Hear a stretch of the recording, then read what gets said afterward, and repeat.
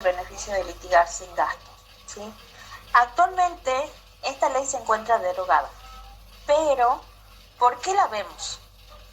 Porque seguimos en mediación y actualmente, por más que se encuentre derogada, ¿sí?, en mediación se la sigue utilizando. ¿Por qué? Porque la misma ley, la 7844, ¿sí?, cuando habla de mediación, en su última parte,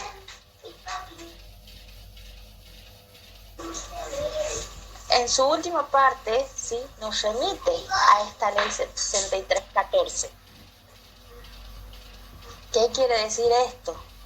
Que, ¿sí?, con respecto a lo que es el beneficio para mediar sin gasto, conforme a la ley 7844, que es la ley de mediación, dice que cualquiera de las partes puede solicitar este beneficio debiéndose acreditar los mismos extremos establecidos por la ley 6314, o sea, que la del beneficio para litigar sin gastos, ¿sí? Esta ley, como les decía, la 6314, hoy en día, sí se encuentra derogada, pero esta ley de mediación, que es la 7844, no se encuentra actualizada. Por ende, nos sigue remitiendo a la misma, ¿sí? En este caso, esta resolución del beneficio para mediar o litigar sin gastos, ¿sí?, en esta etapa prejudicial, que es la mediación, es inapelable. ¿Qué quiere decir esto? Que si estamos hablando de que acá en esta mediación, en este legajo, me deniegan, ¿sí?, esta petición, o sea que no me hacen lugar al beneficio para litigar sin gasto, yo no puedo hacer nada. ¿Por qué? Porque acá es inapelable, o sea que termina ahí el proceso con respecto a la al beneficio, ¿sí? Por ende, tendrán que cargar con las costas y todo lo que conlleva el mismo. En cambio, si estamos hablando, ¿sí?, de que se solicitó el beneficio directamente en el juzgado de origen, o sea, donde se inició este proceso, en ese caso sí es apelable. ¿Qué quiere decir esto? Que yo puedo recurrirlo para ir a una instancia superior y poder, ¿sí?, revertir esta sentencia. Nosotros tenemos un par de jurisprudencias, ¿sí?, en el cual no nos hicieron lugar, fue a Cámara y en Cámara lo modificaron. Esa aclaración les quería hacer. La 6314 está derogada, pero se encuentra incluida dentro de la 7844. O sea que, en cuanto a mediación, nos sigue remitiendo a esta ley. Por ende, ustedes van a tener que cumplir con los mismos requisitos. Ya ahora más adelante la vamos a ver a la ley 6314, ¿sí?, que es la del beneficio para litigar sin gasto, y cómo se lo solicita hoy en día, que ya nos remite directamente al código para hacer las modificaciones correspondientes. Ahora, ¿en qué momento lo debo solicitar? Bueno, anteriormente, al beneficio de litigar sin gastos, con respecto a la mediación, nosotros lo podríamos solicitar en cualquier etapa del proceso. Hoy en día nos exigen que sea sí o sí al inicio de la mediación, o por lo menos antes de la primera audiencia. ¿Por qué? Porque, bueno, ya vamos a ver más adelante, como les decía, cuando lo desarrollemos, ustedes van a contar con un beneficio provisorio de 60 días, ¿sí?, desde que solicitan este beneficio. O sea que ustedes van a tener 60 días para conseguir los informes pertinentes y que el juez saque la sentencia correspondiente. Ahora, ¿para qué se pide esto al inicio del proceso, cuando la misma ley dice de que se lo puede pedir en cualquier etapa del proceso? Bueno, en mediación pasaba mucho que se hacía la primera, la segunda audiencia, y a la hora de arreglar los honorarios se decía directamente: mi cliente va a pedir beneficio. Entonces quedaba ahí con que el cliente de fulanito va a pedir el beneficio de litigar sin gasto, ¿sí?, y la mediadora quedaba colgada con sus honorarios porque, o sea, si tiene otorgado el beneficio de litigar sin gasto, el que se va a hacer cargo de los gastos del mediador, ¿quién va a ser?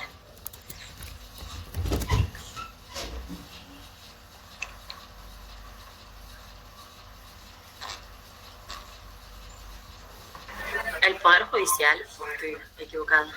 Perfecto, es el Poder Judicial, ¿sí? Pero ella, ¿qué es lo que tiene que presentar?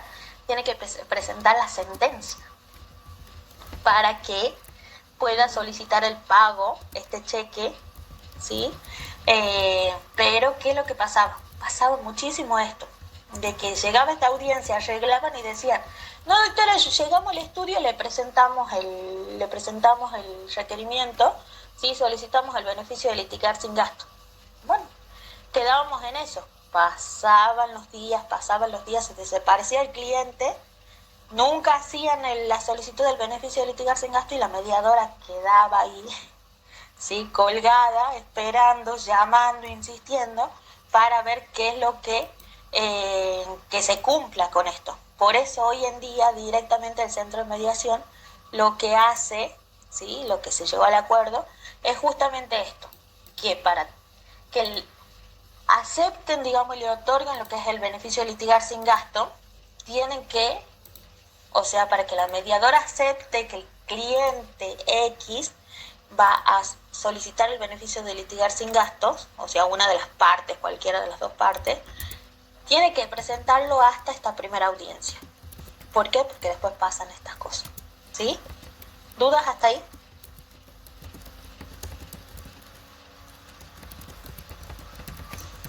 ¿No? Bueno, pasamos directamente a lo que es la ley, ¿sí? Bueno, la ley número 6.314,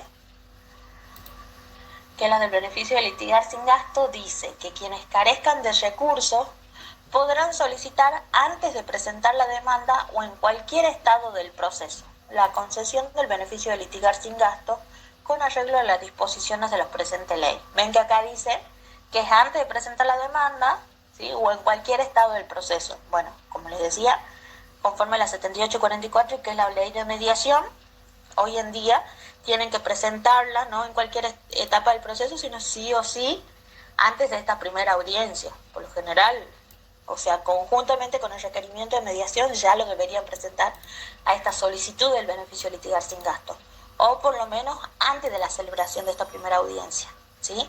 ¿Para qué? Para que la mediadora se asegure de que efectivamente esta parte va a solicitar el beneficio y va a actuar con beneficio. Bueno, ya si le otorgarán o no, ya dependerá de acuerdo a los informes y la situación particular de cada uno, ¿sí? Este beneficio de litigar sin gastos debe solicitarse ante el juez que sea competente para conocer el pleito en el que aquel habrá de servir y será sustanciado con el fiscal. ¿Qué quiere decir esto? ¿Sí? Que si nosotros lo presentamos en el juzgado de origen, o sea, en el juzgado que salió sorteado este expediente, directamente, por más que el expediente no se encuentre físicamente en este juzgado sorteado porque, por ejemplo, esté en cámara por X motivos, yo sí o sí tengo que presentarlo ante este juez, ¿sí? Que inició el proceso, o sea, este juez de primera instancia es donde yo solicito este beneficio de litigar sin gasto. O sea, ¿qué es lo que hará el juez? Nosotros lo presentaremos, ¿sí? En el expediente principal y él va a ordenar que se forme incidencia, o sea, un incidente para que se maneje por cuerda separada, o sea, por vía incidental, ¿sí? Cosa que cuando vuelve el otro expediente, o sea, el expediente principal, cuando lo remitan y vuelva al juzgado de origen, continúa según su estado, ¿sí? Normal de la causa, y no lo trabe este incidente que se va a ir manejando por vía incidental, o sea, por cuerdas separadas, ¿sí? ¿Cuáles son los requisitos de este beneficio para litigar sin gastos? En primer lugar es la falta de recursos suficientes, o sea, no disponer de bienes o ingresos personales suficientes para afrontar los gastos del proceso y la imposibilidad de obtenerlos. No haber provocado la situación económica actual. La situación de carencia no debe haber sido provocada intencionalmente para encuadrarse en este beneficio. Necesidad de accionar o defenderse judicialmente y la titularidad del derecho. Ahora, ¿ustedes creen que sí o sí tiene que ser, cuando hablan el primer punto, falta de recursos suficientes. O sea, dice, no disponer de bienes o ingresos personales suficientes para afrontar los gastos del proceso. ¿Qué quiere decir esto? Que yo no tengo que tener trabajo, o sea, necesariamente no tengo que tener trabajo, no tengo que tener ningún bien, no tengo que tener automotor, no tengo que tener inmueble para entrar dentro de esta ley. ¿Ustedes qué opinan?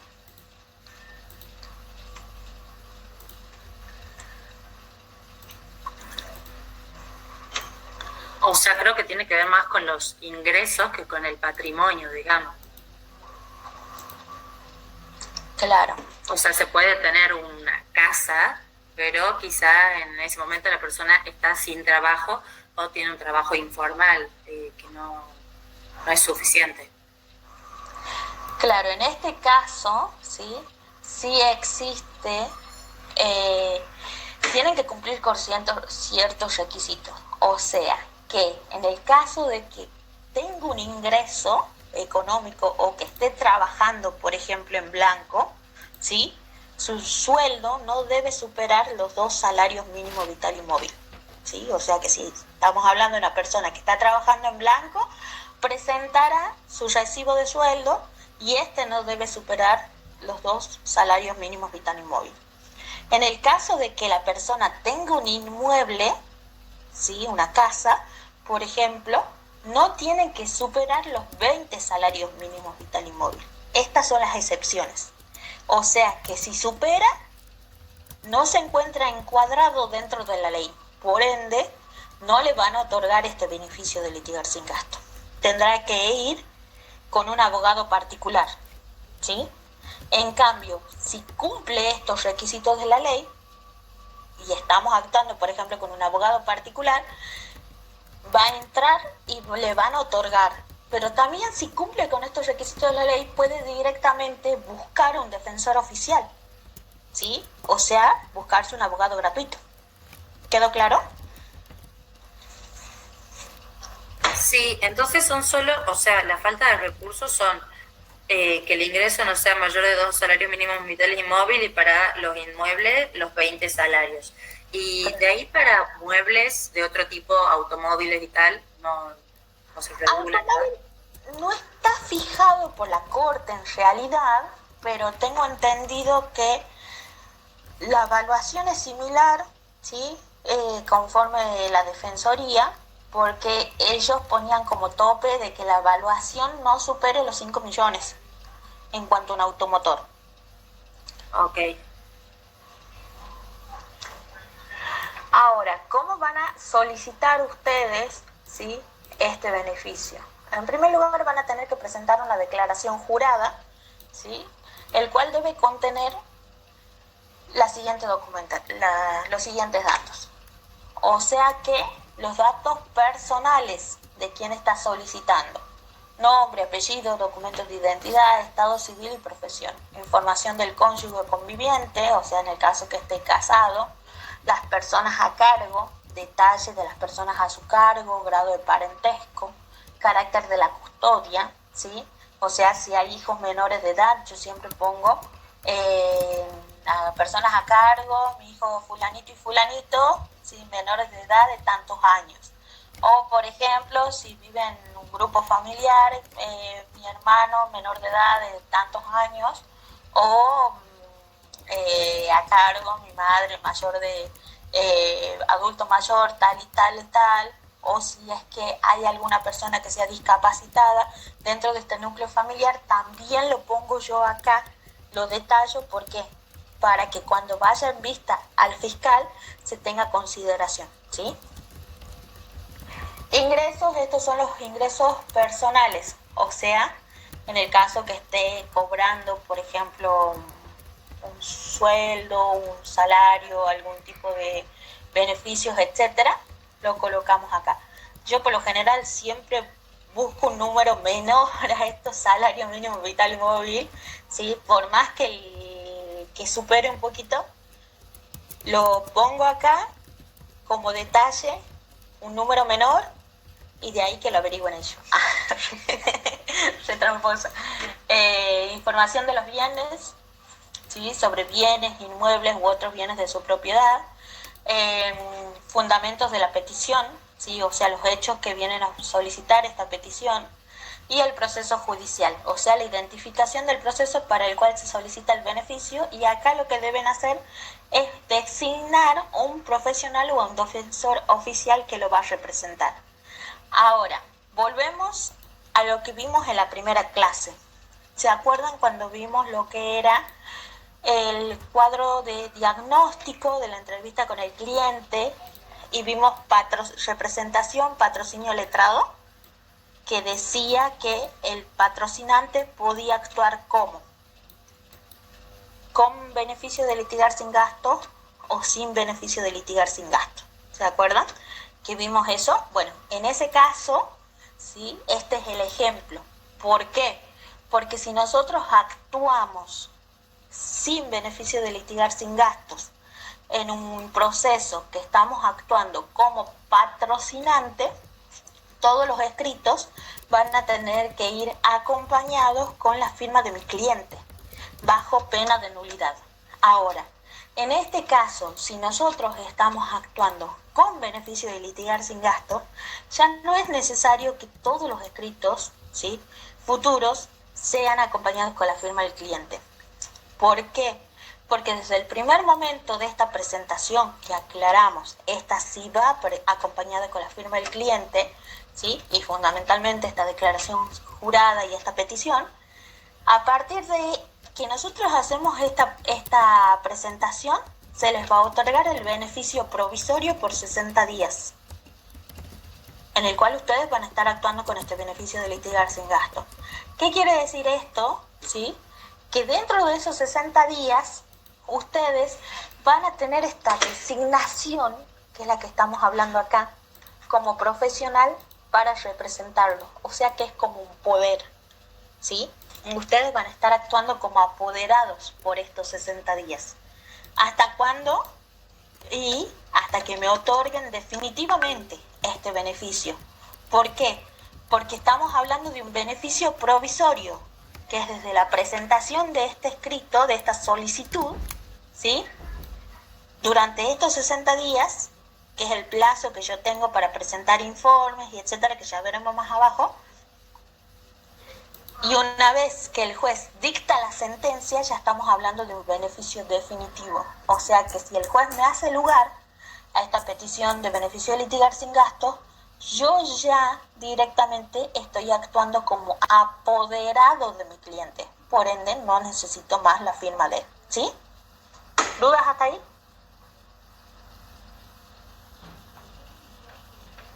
Ven, acá tienen un ejemplo de lo que era el escritito, ¿sí? Solicitando el beneficio de litigar sin gasto. Yo, por lo general, se hacía 2 escritos por separado, y la declaración jurada iba por aparte, y la solicitud por un lado. Yo como hacía muchos, durante el día lo fui modificando, quedó así, y bueno, ya lo tomaron, quedó así, y muchos lo usaron de modelo, así que ya sé prácticamente es este el modelito, ¿sí? Ven que dice, solicito beneficios para litigar sin gasto, Centro Judicial de Mediación, tal y tal, referencia, legajo, ¿sí? Fulanito de tal, argentino, mayor de edad, con domicilio real, tal y tal y tal, constituyendo casillero de notificaciones, que a los efectos del otorgamiento del beneficio para litigar sin gasto, adjunto a la presente declaración jurada. Nombre, apellido, DNI, estado civil, profesión, personas a cargo, ingresos que percibe, ¿sí? Bienes inmuebles no posee, automotores, tal. Motivos que funda, ¿sí? La actuación, falta de ingresos suficiente para afrontar los gastos judiciales. Siempre ponemos ¿sí? Solicito se presente el beneficio en virtud del carácter de recursos suficientes. Tal y tal y tal. ¿Ven? Y acá dice número de CUIL de mi doctora, patrocinante, tal y tal y tal. Que era lo que les decía que tenían que presentar, ¿sí? A su abogado. Ahora, ¿ustedes creen que es suficiente con el solo hecho de que nosotros, ustedes creen que es suficiente que nosotros presentemos a este beneficio, el juez lo evaluará y dictará la sentencia o habrá algún paso previo. Es suficiente que yo vaya y diga, no, yo presenté la declaración jurada y por ende yo declaro bajo juramento, así que señor juez, llévese de eso para que me otorgue el beneficio. ¿Será suficiente?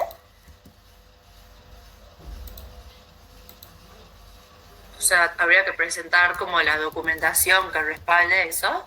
¿Eso sería? Claro. Ahora, o sea, en base a esto, lo que va a hacer el juez va a decir, bueno, está bien, pero ahora demostrame que es así. ¿Y en base a qué? ¿Cómo lo van a demostrar? El juez va a solicitar, mejor dicho, va a ordenar, ¿sí?, que se libren oficios.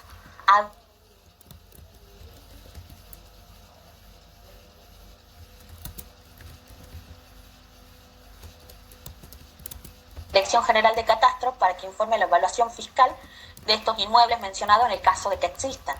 ¿Sí?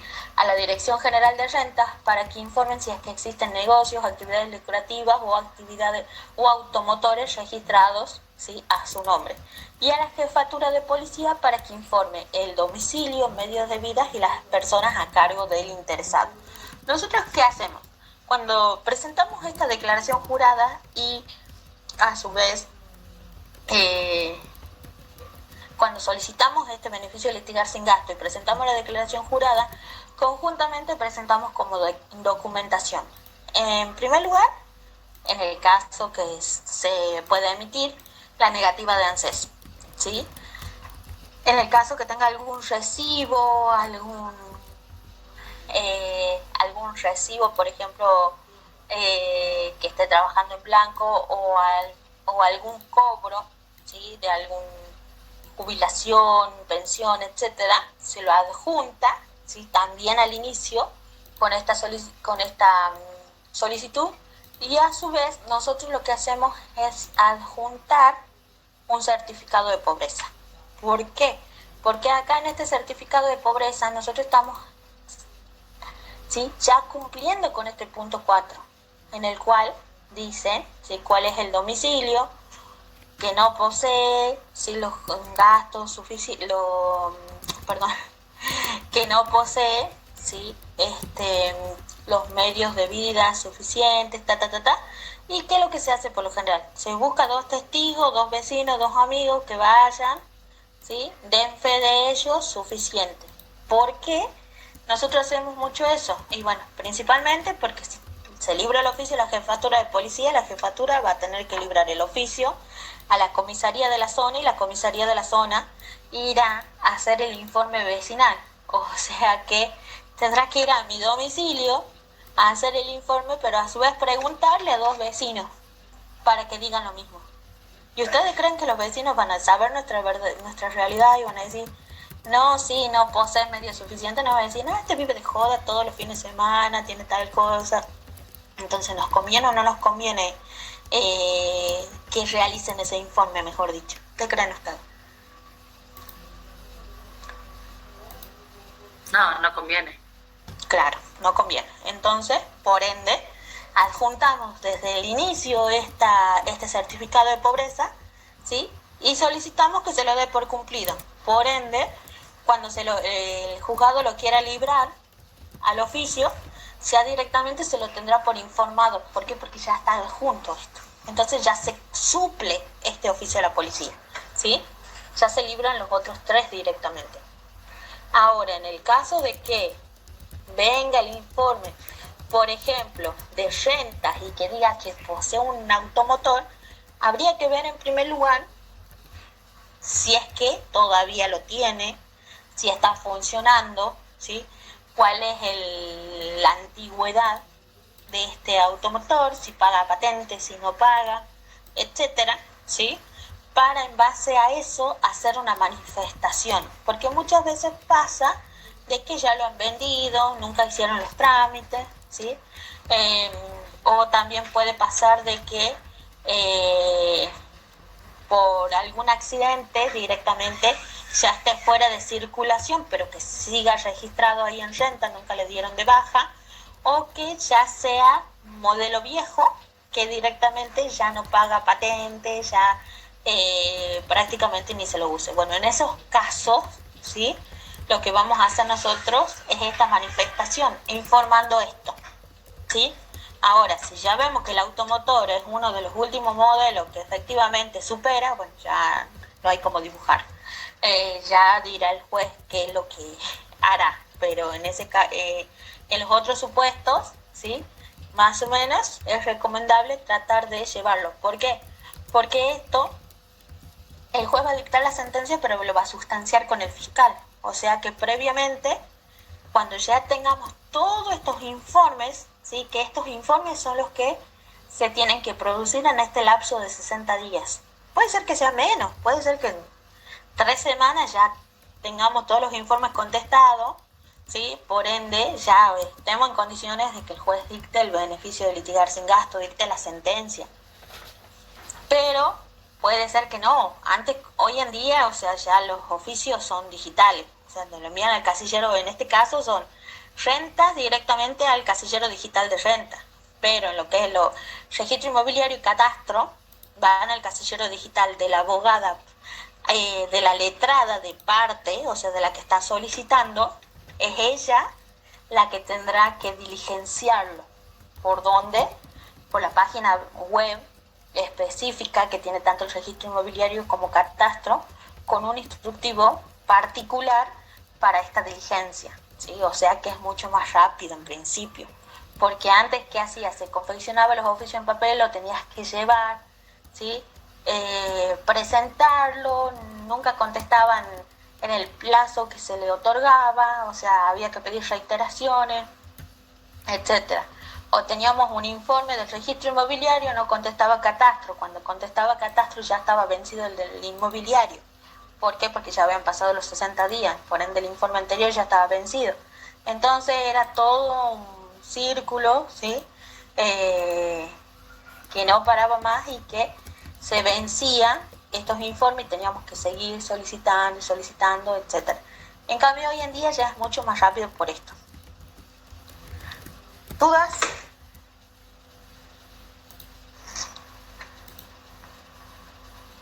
No, No, ninguna. Perfecto.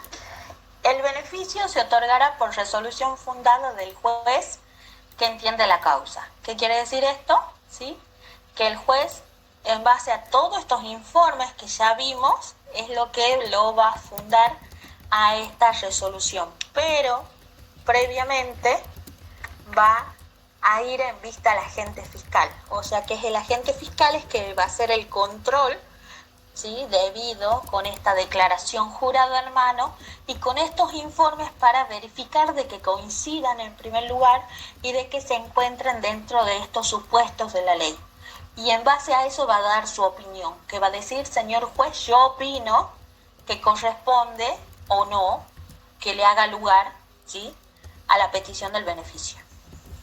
En base a eso, el juez, de acuerdo a su criterio, considerará si hace lugar o no. Y de ahí sacará esta sentencia, ¿sí? Y acá tienen lo que es el modelito de esta sentencia, ¿sí? Que es, por ejemplo, San Miguel de Tucumán, 7 de diciembre del 2021, a lo solicitado el beneficio para mediar sin gasto. Dice para mediar sin gasto en este caso porque estamos hablando de el beneficio que se lo solicitó dentro de la mediación, ¿sí? Si no, sería para beneficio para litigar sin gastos cuando lo solicitamos dentro de el proceso judicial, ¿sí? Requerido en la causa de referencia y considerando que se han cumplido los recaudos exigidos por el artículo 5 y 6 de la ley 6314 con la declaración jurada e informes obrantes en autos, ¿sí? El agente fiscal dictamina que en base al análisis de las condiciones que constan en autos corresponde otorgar el beneficio de litigar sin gastos. ¿Ven? O sea, este es el dictamen fiscal, que es lo que le decía, que en base al análisis que hace él da su opinión, ¿sí? Por ello, y en uso de las atribuciones conferidas, resuelvo otorgar el beneficio de mediar sin gasto en las presentes causas, ¿sí? A fulanito de tal, DNI tanto, por las razones expuestas. Punto 2. Se designa para actuar como apoderado, ¿sí?, en la presente causa a letrado tal y tal, matrícula tanto, hágase saber. ¿Qué quiere decir a esto? Que Anteriormente estábamos actuando con este beneficio provisorio, ¿sí? Pero ahora, a partir de esta sentencia, ya estamos actuando con el beneficio definitivo. Por ende, a partir de ahora ya no soy patrocinante, sino ya soy apoderado de mi cliente. ¿Sí? ¿Dudas?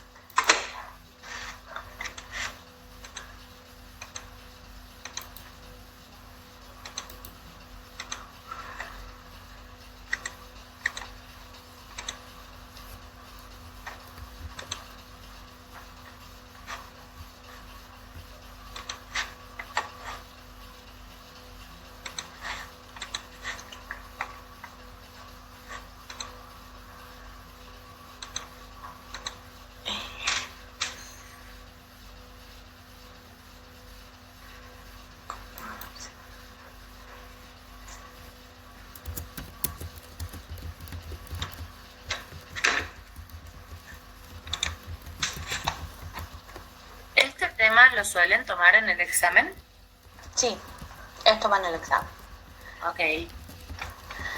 Ahora, como les decía al inicio de la clase, ¿sí?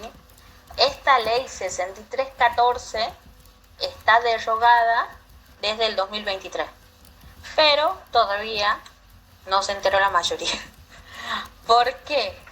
Porque en realidad se la sigue usando, lo siguen haciendo las peticiones tal cual, ¿sí? Decía la ley. ¿Y por qué vemos nosotros la ley 6314? Porque estamos terminando el tema de mediación, ¿sí? Que es la ley 7844. Y la ley 7844 en su última parte nos remite a la 6314. Por ende, por más que esto esté derogada, ¿sí? Nos sigue haciendo referencia, por ende la tenemos que ver para entender, y ahora vamos a los que son los artículos del código, ¿sí? Para que veamos cómo se maneja este tema hoy en día. Es importante que sepan el antes y el después, ¿sí? Que por lo general es muy similar, siguen siendo los mismos requisitos, ¿sí? Lo que antes estaban, por ejemplo, que eran los requisitos de no disponer bienes o ingresos suficientes, ni la posibilidad de obtenerlos, etcétera, estaban en el artículo 3 de lo que era la 6314, hoy en día lo vamos a encontrar en el artículo 76, ¿sí? De lo que es el Código Procesal Civil y Comercial de Tucumán. Yo los pasé a los códigos, ya los voy a volver a reenviar para que los tengan directamente, pero es prácticamente lo mismo. O sea, que si ustedes se remiten a lo que es la ley 6314 y agarran el código a partir del artículo 74 en adelante, es tal cual lo que veníamos viendo, ¿sí? Por ejemplo, si hablamos de estos informes obligatorios que eran al registro inmobiliario, a catastro, a rentas, etcétera, ¿sí? Esto está en el artículo 80, etcétera. Y ahora yo les voy a mostrar lo que es, a ver, me parece que está muy grande la pantalla. ¿Está bien ahí la pantalla? ¿Sí? Yo les voy a mostrar lo que es una sentencia actualmente, ¿sí? Del beneficio de litigar sin gastos.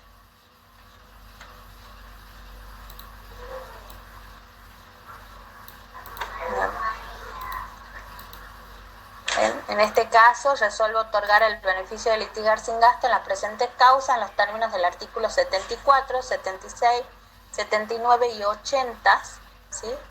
Y concordantes del Código Procesal Civil y Comercial de Tucumán. Y se designa actuar a tal y tal y tal. O sea que es exactamente lo mismo, solamente que esta ley, ven acá, ya verán, que hace referencia. A ver, creo que es este o es el otro que hace referencia. Sí, acá. ¿Ven? Este les muestro porque es prácticamente completito, ¿sí? En base a todo lo que veníamos viendo. Visto. Para resolver el otorgamiento del beneficio para litigar sin gastos requerido en los presentes autos y considerando, corresponde resolver acerca del pedido de beneficio para litigar sin gastos formulados por tal y tal y tal. Quien solicita se le permite actuar provisoriamente en tales condiciones conforme al artículo 83. El peticionante presenta la declaración jurada exigida por el artículo 79. ¿Cuál era la declaración jurada en la 6314? Era el artículo 5 y 6. ¿Sí? Acá en este caso, ¿sí?, como esa ley se encuentra derogada, nos remite al código y en el código se encuentra exigida en el artículo 79. Y se agregaron los informes requeridos por el artículo 80. ¿Cuáles eran estos informes? Eran al registro inmobiliario, ¿sí?, catastro y policía de rentas, de los cuales se obtuvo el resultado negativo, tanto en relación a él como en relación a su cónyuge, salvo en relación a automotores y rodados. En relación a esto se acredita la titularidad de 4 rodados, ¿sí?, del año 2012, 2001, 2010, 2012, cuya evaluación fiscal asciende a 383.900, ¿sí?, tal y tal y tal respectivamente. Sumado estos valores, los mismos no superan los preceptados por la acordada de la excelentísima Corte, por lo que, habiendo sido derogada la ley 6314, que es la que acabamos de ver, conforme al artículo 5 de la ley 9.712, estimo se encuentran cumplidos los recaudos establecidos en este Código Procesal y con el fin de hacer efectivo el derecho al acceso a la justicia consagrada y constitucional, ¿sí?, corresponde otorgar el beneficio solicitado. Por ello, y en concordancia al dictamen emitido por el agente fiscal. Es exactamente lo mismo. ¿Por qué? Porque previamente va el agente fiscal, con lo cual es sustanciado. Si el agente fiscal opina y recién el juez dicta la sentencia, ¿sí? Por ello, resuelvo otorgar el beneficio de litigar sin gasto en las presentes causas, en términos de los artículos 74, 76, 79 y 80 y concordantes a fulanito de tal, y designar para actuar en las presentes causas a letrados tal y tal y tal, ¿sí? Esto es lo que quedaría hoy en día conforme las nuevas modificaciones y la derogación de esta ley. ¿Dudas?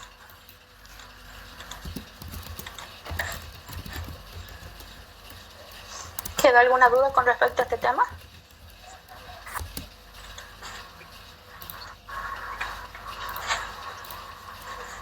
No, bueno, avanzamos.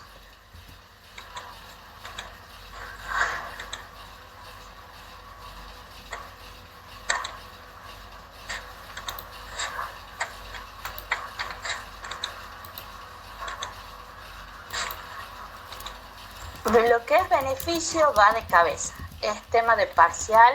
Es importante que sepan esto, lo que es el antes y el después de la ley, ¿sí?, que sepan las diferencias, que sepan distinguirlas, que tengan bien lo que es la acordada de corte. Ya les voy a pasar yo la resolución en la que dice esto, que no debe superar en cuanto a la evaluación los 20 salarios mínimos vital y móvil. En cuanto a los ingresos, los dos salarios mínimos vital y móvil, ¿sí?, se lo tienen que saber. Tienen que tener claro, tienen que saberlo redactar. Ya más adelante vamos a ver, ya cuando veamos lo que es control, seguimiento de juicios y comencemos ya a hacer las demandas, a practicar las demandas.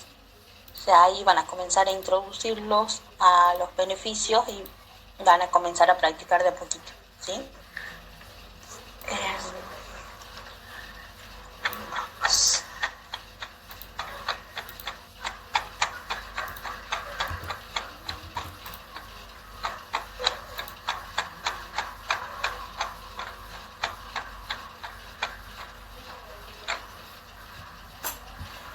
Ahí estamos.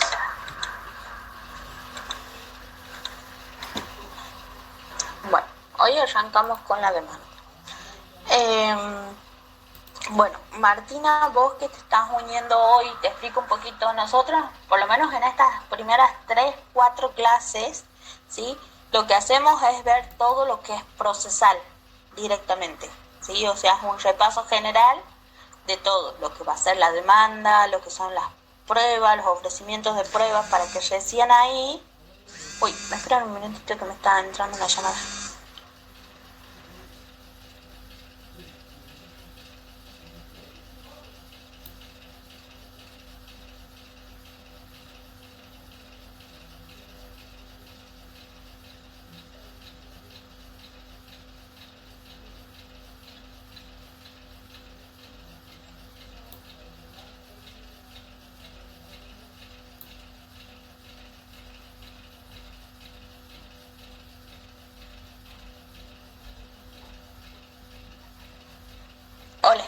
Sí, perdón. Justo me están dando una llamada. Toma bien. Lo que sí, lo que estoy armando el discurso para el viernes, ya arrancamos con el taller. Sí, como les decía, o sea, esta primera parte lo que hacemos directamente es un repaso general de todo lo que es, ¿sí? Lo que es procesal, ¿sí? ¿Por qué? Porque no existe en sí un programa. En el cursado no hay programa de la práctica 2 y en el libre sí hay un programa, pero es muy básico. ¿Por qué? Porque lo único que tiene es la parte procesal, que nosotros la vemos, todo lo que dice ese programa lo vemos en estas 3-4 clases, ¿sí?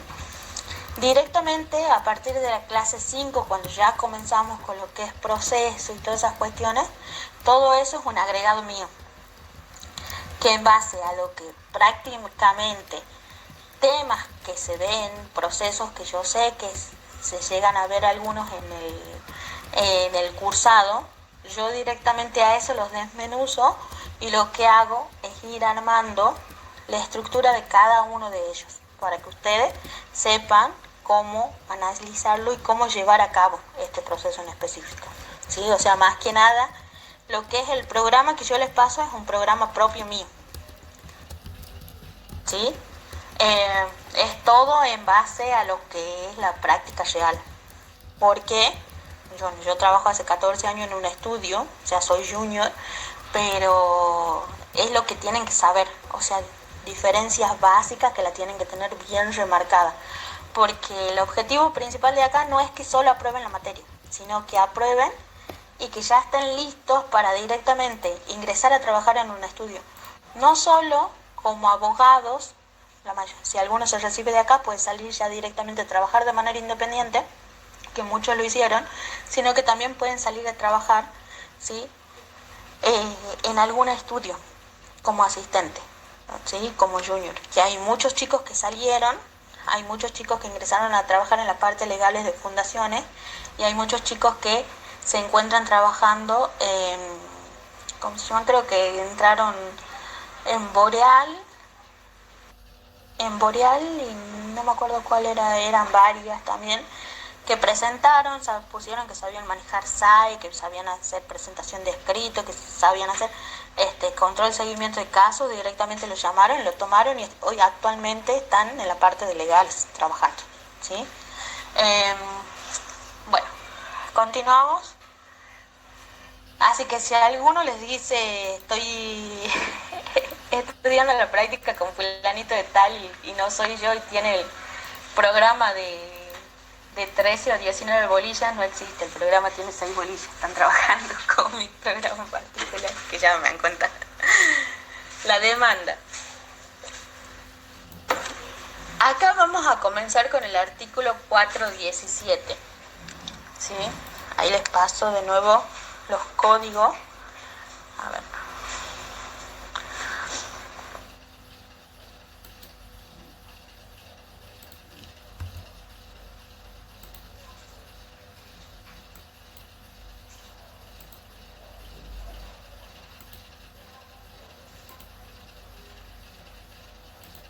Ahí les paso el código. Ahí estamos. Desde acá comenzamos con el artículo 417, ¿sí? La demanda. El escrito de demanda deberá ser sucinto y deberá contener respecto del actor, o sea, en este caso estamos hablando civil, ¿sí?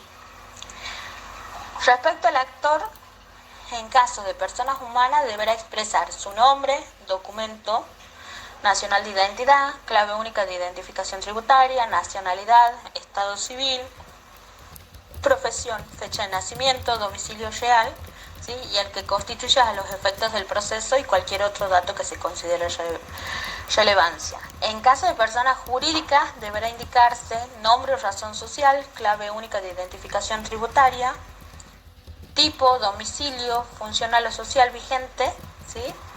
Datos de suscripción o autoridades. Respecto del demandado, el nombre, apellido, documento nacional de identidad o constancia única de identificación tributaria, domicilio real electrónico, si se considere, y cualquier otro dato que permita su individualización.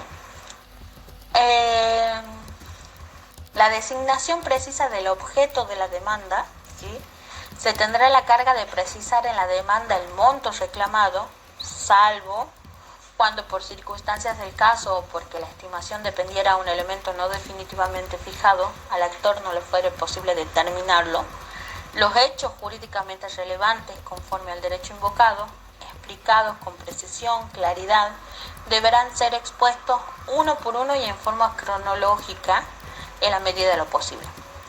El derecho que sirve el fundamento, las peticiones formuladas en términos claros y positivos, las efectuadas subsidiariamente para el caso de que las principales fuesen desestimadas, ¿sí? Se hará constar por su orden y separadas. Y el acta en la que conste la conclusión de la instancia de mediación cuando ésta fuere obligatoria. O sea que en este caso, ¿cuál viene a ser? ¿Se acuerdan en el trabajo práctico anterior cuál era el requisito de admisibilidad? Para los casos en los que existía la mediación prejudicial obligatoria, ¿cuál era?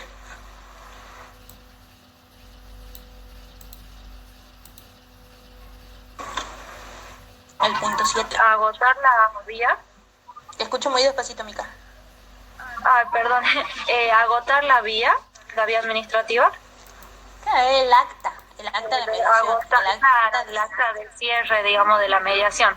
Claro, es el punto 7. Acá, ven que acá se encuentra ya dentro del artículo 417 que dice que tenemos que adjuntar esta acta de cierre de mediación, de esta instancia previa, obviamente cuando es obligatoria en este proceso, porque puede ser que estemos hablando de un proceso que no vaya por la etapa prejudicial obligatoria, por ende no hay acta, ¿sí? O sea que si estos requisitos están incompletos o tienen errores, o sea en el caso de que falte alguno de estos requisitos, por ejemplo, de que no estén los datos del demandado, ¿sí? O que no estén claros los hechos de la petición, por ejemplo, ¿sí? Si estos requisitos están incompletos o tienen algún error, existen para ellos las denominadas medidas saneadoras. ¿Qué quiere decir esto? Que yo puedo sanearlo, o sea, sanarlo, ¿sí? En cierto modo, antes de que se corra el traslado de la demanda. O puede ser que pase después, ya lo veremos, ¿sí? En este caso, yo voy a hacer mi presentación, voy a presentar mi demanda, ¿sí? Se hará el sorteo de juzgado correspondiente y el juez, cuando haga el primer decreto, que es el decreto de admisibilidad, ¿sí? O sea, que tiene que decir, admito, está todo bien, no falta nada, corra ese traslado de la demanda. En el caso que el juez vea que existe algún error o que esté algo incompleto, ¿sí? Va a solicitar esta medida saneadora. ¿Cómo? Iba a decir, va a devolver el escrito y va a fijar un plazo de 5 días para que se sanen estos errores, ¿sí? O sea, para que estos errores se subsanen bajo apercibimiento de tener por desistido del proceso. ¿Qué quiere decir esto? Que el juez va a sacar un decreto en el que diga, ¿sí?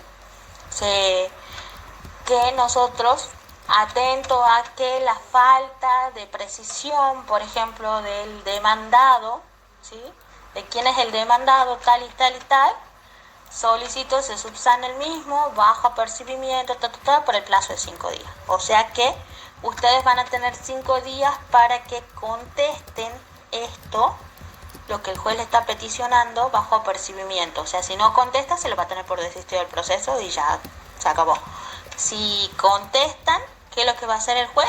O sea, contestada esta vista, va a reabrir estos plazos que se suspenden, ¿sí? Para que recién se conteste la demanda. Ahora, ¿qué pasa si se corre el traslado de la demanda? O sea, si el juzgado no se da cuenta de que existe algún error o algo está incompleto y se corre el traslado de la demanda. Y cuando reciben este traslado y tienen que contestar la demanda, el abogado de la parte demandada considera, entre comillas, porque hay veces que no existen estos errores, sino que lo hacen por chicanero,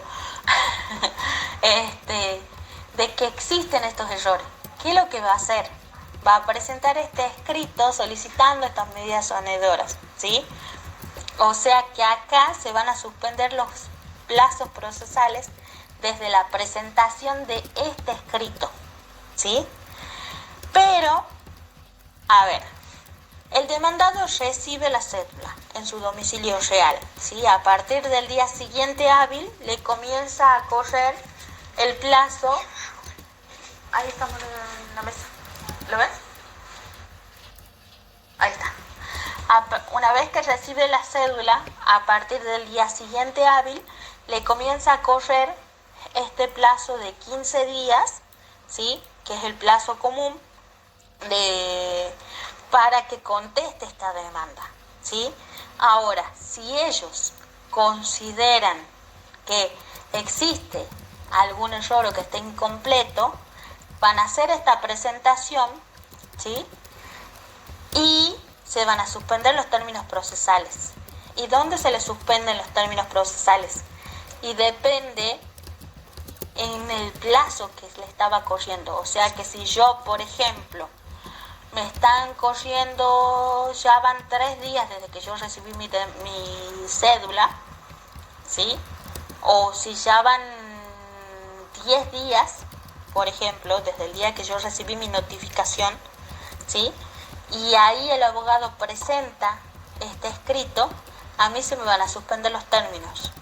Puede ser que en el día 3 o en el día 10, depende en el día que yo presente este escrito. Se me suspenden los términos, ¿sí?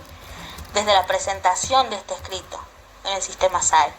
Ahora, lo que hará el juez va a suspender estos plazos procesales, va a correr traslado del actor para que subsane o conteste estos errores, y una vez que lo haga, ¿sí? Se van a reabrir automáticamente estos plazos para que continúen contando los plazos desde donde habían quedado suspendidos, para que conteste la demanda este demandado. ¿Vamos bien ahí? ¿Están entendiendo o tienen dudas?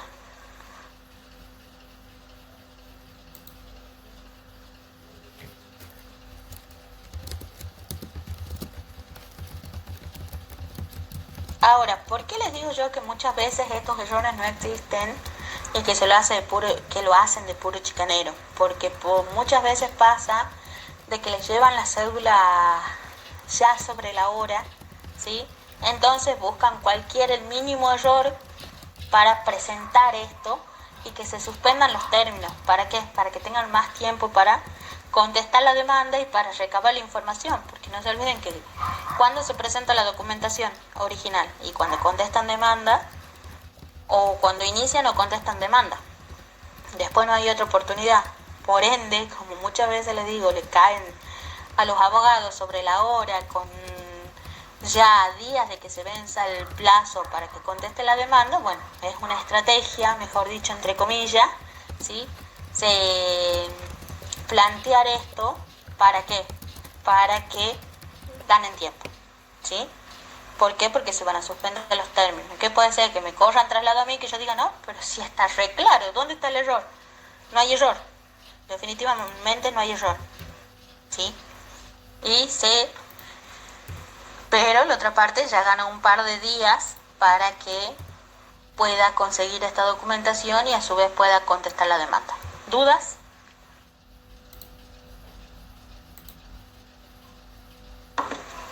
Bueno. Ahora, vamos a ver.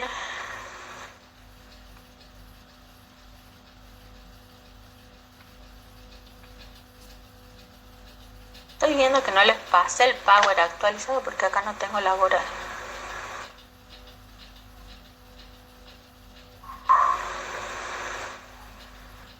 Bueno. La demanda, ¿sí? Encabezamiento, destinatario y carátula.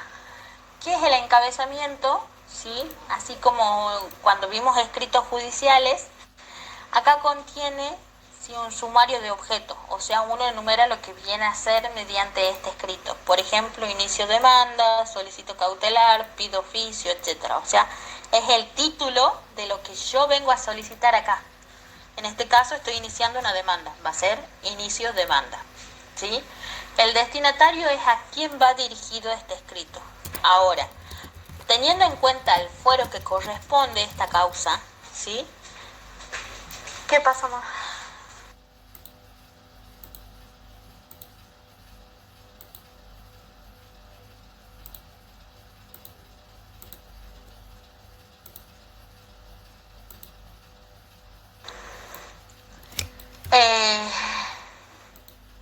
El destinatario, perdón, es a quién va dirigido el escrito, ¿sí?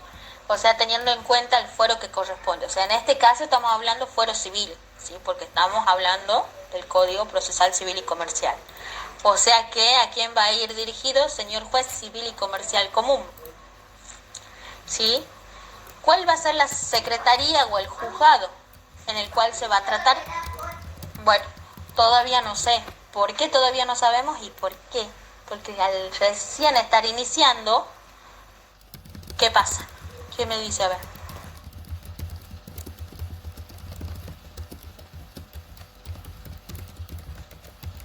No tenemos el sorteo, ¿sí? O sea, no tenemos el sorteo todavía de la secretaría. Por ende, no sabemos cuál es el juzgado o secretaría el cual va a intervenir en esta causa. O sea que se va a poner señor juez civil y comercial común que por turno corresponda. Ahora, una vez que se hace el sorteo, ¿sí? Ya que presentamos esta demanda, se hace el sorteo y ya tenemos en la secretaría, bueno, ahí va a decir ya señor juez civil y comercial común, secretaría número tanto, secretaría número 6, por ejemplo, OGA número 3, porque hoy en día están divididos tanto, ¿sí? Las secretarías están divididas por las OGAs, que son las oficinas de gestión asociadas. En cuanto a la carátula, ¿sí? También como vimos en la primera clase, es el apellido y nombre del actor y luego el de los demandados sobre el asunto que se trate la cuestión. O sea que acá vamos al ejemplo. Encabezamiento, inicio demanda. Destinatario, señor juez en lo civil y comercial común de turno o que por turno corresponda, ¿sí? La carátula, apellido y nombre del actor versus apellido y nombre del demandado sobre daños y perjuicios. Acá todavía no va número de expediente porque no tenemos secretaría, por ende no hay número de expediente, ¿sí? Fulanito de tal, argentino, mayor de edad, DNI número tanto, casado con domicilio real en tal y tal y tal de esta ciudad y constituyendo domicilio digital en casillero de notificaciones, quill tanto, teléfono tanto de nuestra abogada, tal y tal y tal. A vuestra señoría respetuosamente digo. ¿Cuál es el carácter en el que yo estoy actuando acá?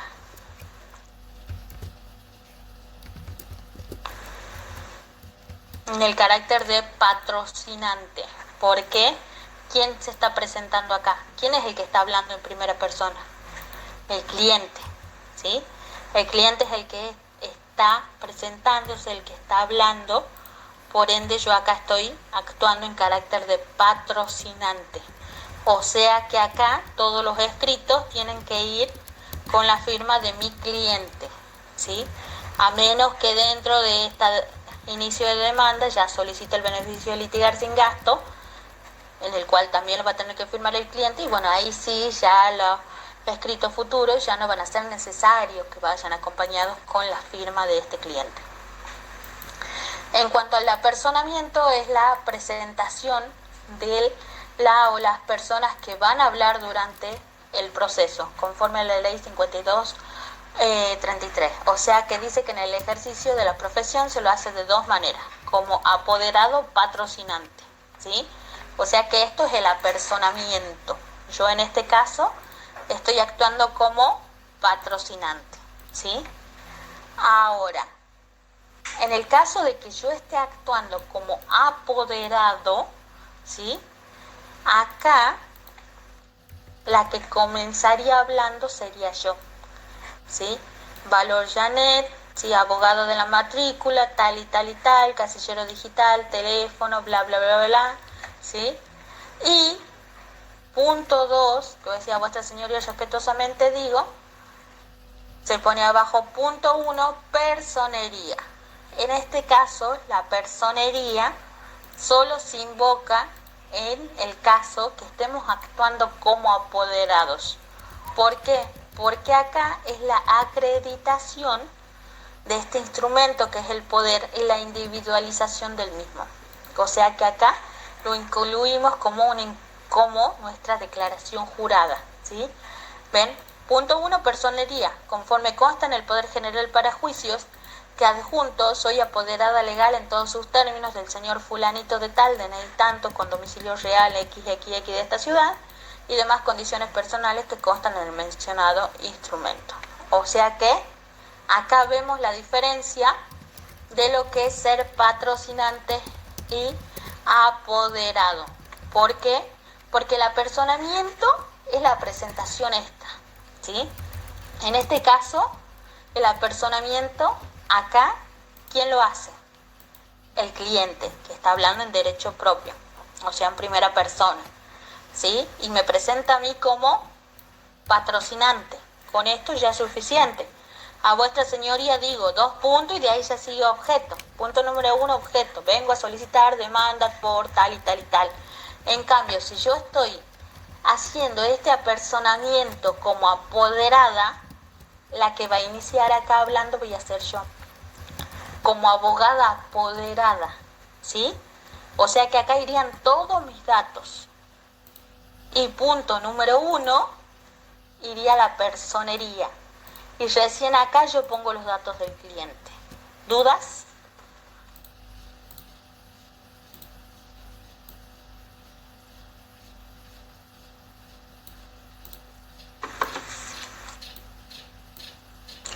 Diferencia básica que se lo tienen que saber de memoria, porque esto va de cabeza al parcial. Más que nada, si tienen que redactar demanda, tienen que saber dónde están parados en el carácter de qué y a quién están representando. ¿Por qué? Porque pueden ser que están en el carácter de patrocinante o apoderado o representando al actor o al demandado, ¿sí? Por ende, tienen que saber dónde se encuentran situados para recién ahí comenzar a trabajar. En cuanto al objeto, debe estar correctamente individualizado, o sea que la individualización de la pretensión de lo que uno viene a hacer. Por ejemplo, ¿sí? Vengo a iniciar demanda de prescripción adquisitiva contra fulanito de tal, ¿sí? Los hechos, es la exposición cronológica, clara, ordenada y detallada de los hechos. Derecho es la plataforma fáctica, ¿sí? O sea, es el derecho que sostiene esta pretensión. Leyes, doctrinas, jurisprudencias, etc. Y la indemnización, esto se da en los casos laborales y en los casos de daños y perjuicios, ¿sí? Presentamos la planilla de rubros que se reclaman y el monto preciso y justificado. O sea que acá esta planilla se la presenta en estos casos específicos. Y en cuanto a la documental, ¿sí? Esta prueba documental, esta prueba en estos casos, vamos a hacer acá la salvedad, acá estamos hablando específicamente civil y comercial, ¿sí? O sea, artículo 417, ¿sí? Tanto en la demanda como en la contestación de demanda, ustedes van a adjuntar la prueba documental. ¿Qué quiere decir esto? Que toda esta documentación que nosotros recabamos, o sea, que juntamos en esta primera entrevista con el cliente, la vamos a presentarla acá, conjuntamente con esta prueba. O sea que con la demanda, cualquier fuere la clase de proceso, el actor deberá acompañar, precluyendo la posibilidad para hacerlo en otra oportunidad. ¿Qué quiere decir esto? Esta es la única oportunidad. O sea, con la demanda, contestación de demanda, reconvención. Es la única oportunidad que tienen para ofrecer la prueba documental. Se les olvida adjuntar en este momento, ¿sí? Por ejemplo, si hablamos de laboral, un certificado de, el telegrama del reclamo del artículo 80. Se les olvida presentarlo, nunca lo adjuntan con la prueba documental. pero en la planilla sí está reclamado. Este rubro, ¿ustedes creen que lo van a ganar o no al momento de que salga la sentencia?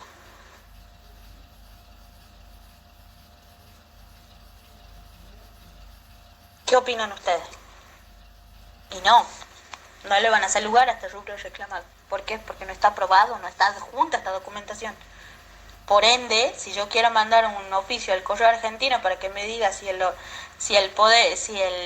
telegrama este es auténtico, me dicen, no, pero si no hay telegrama presentado, no hay lugar a la petición de oficio, ¿sí? Por ende, perdemos un rubro reclamado en esta planilla iniciatoria, ¿sí? ¿Y por qué le estoy haciendo esta salvedad de que la prueba documental, si bien esta prueba se la adjunta en cualquier clase de proceso, es la prueba que va sí o sí presentada conjuntamente con la demanda, la contestación o la reconvención, ¿sí? Hay otros tipos de procesos, por ejemplo, familia, que familia tiene su propio código procesal y por ende cada uno de sus procesos son particulares, ¿sí? Se adjuntan todas las pruebas, o sea, de acuerdo al caso concreto, no solo se adjunta la prueba documental, sino que en la misma demanda o contestación ya se presentan todas las pruebas ahí. Pero eso es otra cuestión que ya veremos cuando se vean los procesos en particular, ¿sí? Ahora estamos viendo lo que es civil y comercial, o sea que esta prueba en civil y comercial, la prueba documental es la única prueba que se presenta conjuntamente con la demanda, ¿sí? Con la contestación o con la reconvención. O sea que todos los documentos que obren en su poder tienen que ser presentados en esta oportunidad. En el caso que no los tuvieran, ¿sí? O sea, que no los tengan físicamente, pero que saben que existen, los van a tener que individualizar, indicando su contenido y la persona en cuyo poder se hallaren o el lugar, archivo u oficina donde se encuentren. ¿Qué quiere decir esto? Que en el caso de que ustedes sepan la existencia de este instrumento, pero que no lo tengan físicamente, van a tener que hacer mención en esta ocasión de que existe, por ejemplo, la escritura número tanto en la escribanía tal y tal y tal, pero que no la poseo yo. O que, por ejemplo, en el Hospital Ángel C. Padillas existe una historia clínica a nombre de tal y tal y tal. En este caso, ¿sí? ¿Qué es lo que van a hacer? Ustedes las van a individualizar, van a indicar, ¿sí? Todo su contenido y el juez oportunamente va a solicitar que se libre un oficio para que lo remitan a este juzgado, ¿sí? En el caso que ustedes lo omitieran, después no lo van a poder solicitar. Por ende, pierden una prueba, ¿sí? Y en segundo lugar, las pruebas producidas como prueba anticipada. ¿Cuáles eran las pruebas producidas como prueba anticipada o como medida, ¿sí? ¿Se acuerdan que vimos también el ejemplo en la clase pasada? Por ejemplo, que tengamos que hacer una medida de aseguramiento de prueba para guardar el video de una cámara de seguridad del 911. Bueno, en ese caso iniciamos un pequeño proceso y es ahí donde se encuentra esta prueba. Por ende, nosotros tendremos que manifestar que en el juzgado tal, secretaría tanto, bajo el expediente número tanto, ¿sí? Caratulado tal, existe. Por ende, el juez va a tener que solicitar que se lo remita a este expediente oportunamente. ¿Para qué? Para que se lo utilice como prueba, ¿sí? De ahí continuamos con el petitorio, que el petitorio es el cierre de la demanda, o sea, es la enumeración clara y precisa de lo que se requiere al organismo judicial, ¿sí? O sea, solicito se tenga por presentada en tiempo y forma la demanda, se corre a traslado de la misma, etcétera. El cierre, se cierra el escrito con una frase que puede ser elegida por ustedes, por ejemplo, será justicia, verdad y justicia, proveer de conformidad. Eso ya queda a criterio de cada estudio, más que nada, ¿sí? La firma, en cuanto a la firma, va a estar condicionada al carácter en el que ustedes estén actuando. O sea, que si yo soy apoderado, ¿sí? Es el abogado el que va a firmar a la derecha. Y acá no requiere la firma del cliente. Pero si estamos actuando como patrocinante, a la derecha irá la firma del cliente y a la izquierda va a ir la firma del abogado. ¿Por qué creen ustedes? A ver.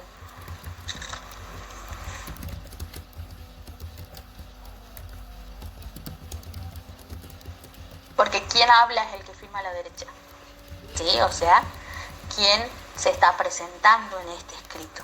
Todo lo general no se lo hace así, o sea, el abogado firma, lo hace firmar el cliente al lado, porque siempre está el mito que dice, no, mi firma tiene que ir acompañada con la firma del cliente, y es al revés. Sí, yo estoy acompañando a mi cliente, por ende yo la acompaño con mi firma. ¿Por qué? Porque yo soy, ¿qué soy? Patrocinante, ¿sí? Ahora, lo que tienen que saber importante, junto con la demanda se debe acompañar lo que es el formulario de ingreso de causa, el poder, en el caso que estemos actuando como apoderado, y toda la documentación, ¿sí?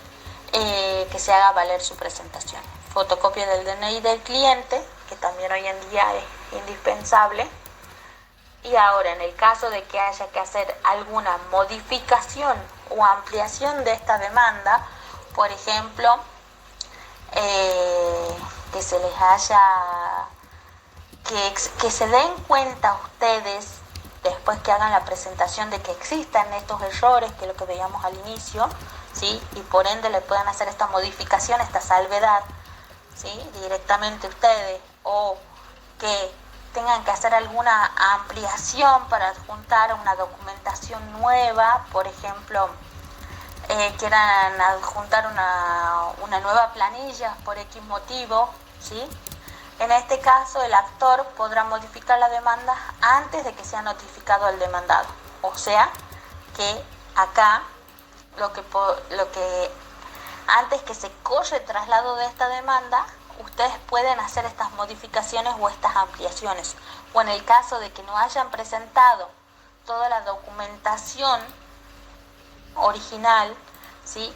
Conjuntamente con la demanda, pueden hacerlo acá, pero siempre y cuando no se corra traslado de la demanda, ¿sí? O sea, que hasta que sea notificado, hasta antes que se corra traslado de la demanda, ustedes pueden hacer estas modificaciones o ampliaciones. Y una vez que lo hagan, se correrá el traslado de la demanda completa, y en el caso de que exista una ampliación de demanda, se correrá el traslado de la demanda más su ampliación y toda la documentación que presentaron, ¿sí? Después de ello, no pueden presentar, a menos que estemos hablando de un hecho nuevo, pero eso ya es otra cuestión aparte, ¿sí? ¿Vamos bien hasta ahí? ¿Dudas?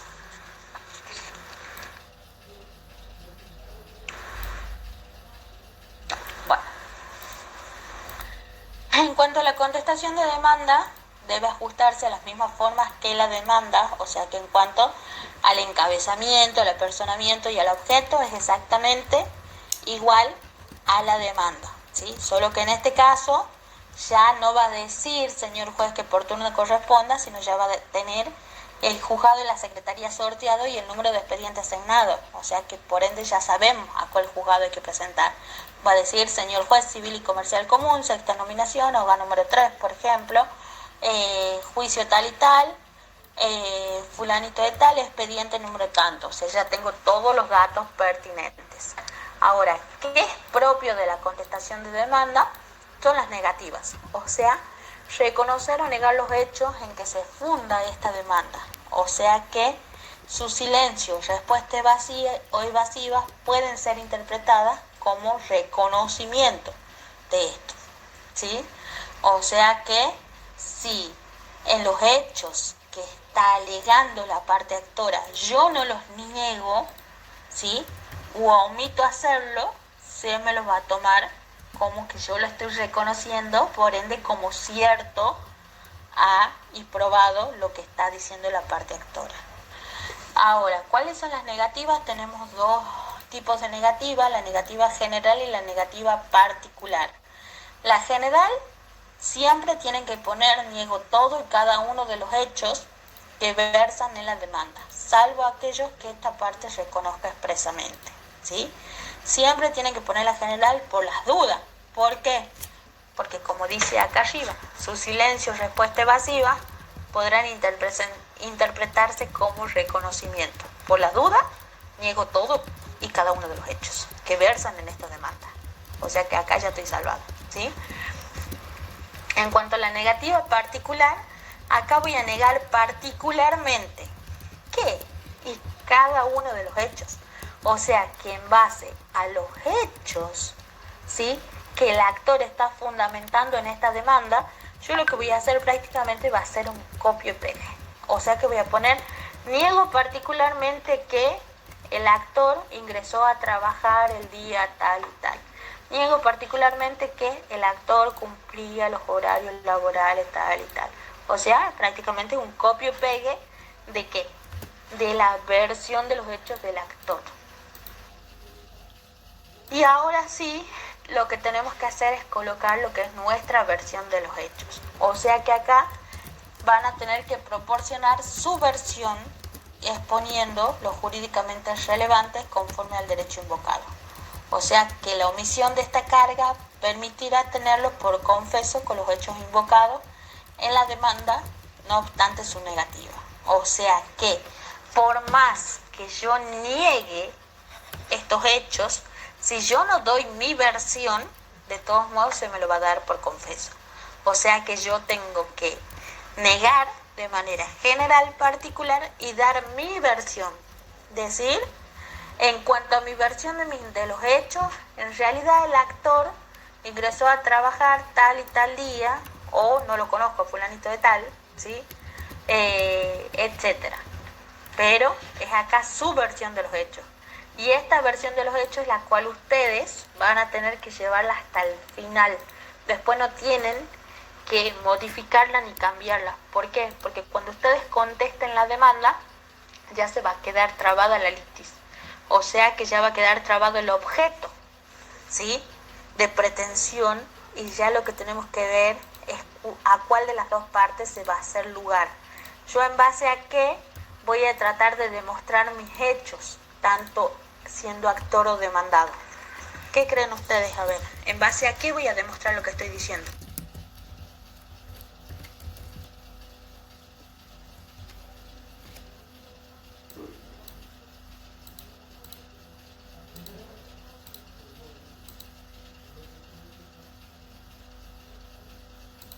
Y en base a las pruebas que ofrezca oportunamente, ¿sí?, en la etapa de ofrecimiento y producción de pruebas. ¿Y de dónde voy a sacar esa prueba? Y en base a la documentación que yo presento al inicio, ¿sí? O sea que en base a eso yo tengo que armar mi versión, y a mi versión la tengo que defenderla y demostrarla en base a las pruebas, ¿sí? ¿Vamos bien ahí?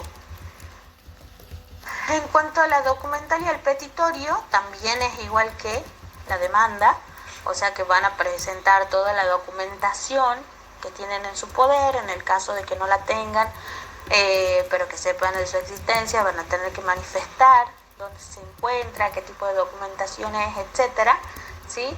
Y el petitorio lo que solicitan es se tenga por contestada la demanda en tiempo y forma, tal y tal y tal, ¿sí? Y sí, no es el último pago.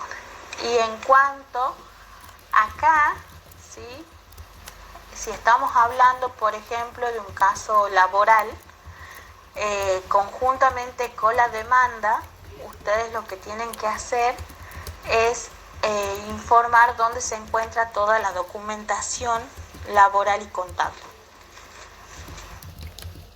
Y ahora sí, una vez que ustedes contestan, ¿sí?, esta demanda, ya queda trabada la litis. O sea que contestada la demanda o con la preclusión del término para hacerlo, o sea que vencido este plazo de 15 días, ¿sí?, y por ende se tiene por incontestada esta demanda, ya queda fijado el objeto.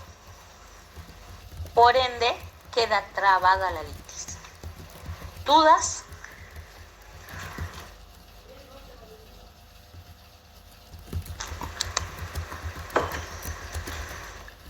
¿Todo claro?